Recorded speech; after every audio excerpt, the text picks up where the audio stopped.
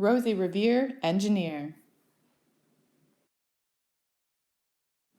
This is the story of Rosie Revere, who dreamed of becoming a great engineer. In Lila Greer's classroom at Blue River Creek, young Rosie sat shyly, not daring to speak. But when no one saw her, she peeked in the trash for treasures to add to her engineer's stash. And late at night, Rosie rolled up her sleeves and built in her hideaway under the eaves.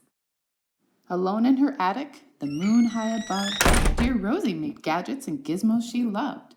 And when she grew sleepy, she hid her machines far under the bed where they'd never be seen. When Rosie was young, she had not been so shy. She worked with her hair swooping over one eye and made fine inventions for uncles and aunts, and a hot dog dispenser and helium pants. The uncle she loved most was zookeeper Fred. She made him a hat to keep snakes off his head. From parts of a fan, some cheddar cheese spray, which everyone knows keeps the pythons away. And when it was finished, young Rosie was proud, but Fred slapped his knee and chuckled out loud. He laughed till he wheezed and his eyes filled with tears, all to the horror of Rosie Revere, who stood there embarrassed, perplexed and dismayed. She looked at the cheese hat and then looked away. "I love it," Fred hooted. "Oh, truly I do." But Rosie Revere knew that could not be true. She stuck the cheese hat on the back of her shelf, and after that day, kept her dreams to herself. And that's how it went until one autumn day, her oldest relation showed up for a stay. Her great-great-aunt Rose, who was a true dynamo, who worked building airplanes a long time ago. She told Rosie tales of all the things she had done and goals she had checked off her list one by one.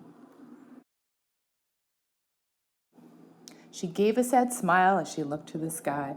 "The only thrill left on my list is to fly, but time never lingers as long as it seems. I'll chalk that one up to an old lady's dream." That night, as Rosie lay wide-eyed in bed, a daring idea crept into her head. Could she build a gizmo to help her aunt fly? She looked at the cheese hat and said, "No, not I." But questions are tricky and some hold on tight, and this one kept Rosie awake through the night.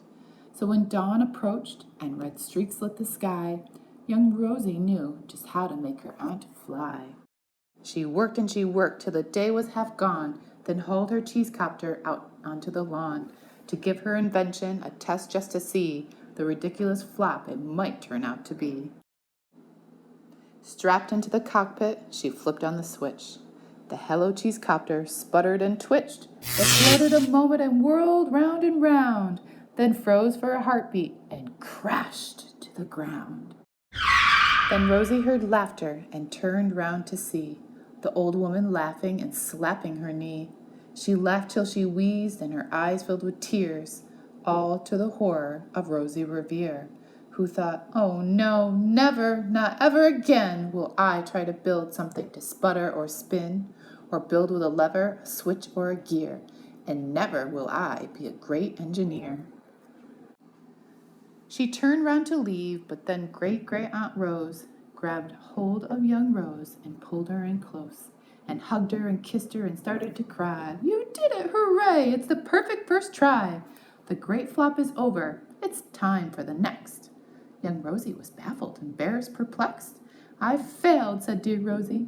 "It's just made of trash. Did you see it? The cheese copter crashed." "Yes," said her great aunt. "It crashed, that is true. But first it did just what it needed to do. Before it crashed, Rosie, before that, it flew." "Your brilliant first flop was a raging success. Come on, let's get busy and on to the next."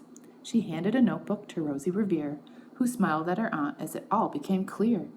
Life might have its failures, but this was not it. The only true failure can come if you quit. They worked till the sun sneaked away to its bed. Aunt Rose tied her headscarf around Rosie's head and sent her to sleep with a smile ear to ear, to dream of the bold dreams of a great engineer. At Blue River Creek, all the kids in grade 2 build gizmos and gadgets and doohickeys too. With each perfect failure, they all stand and cheer, but none quite as proudly as Rosie Revere.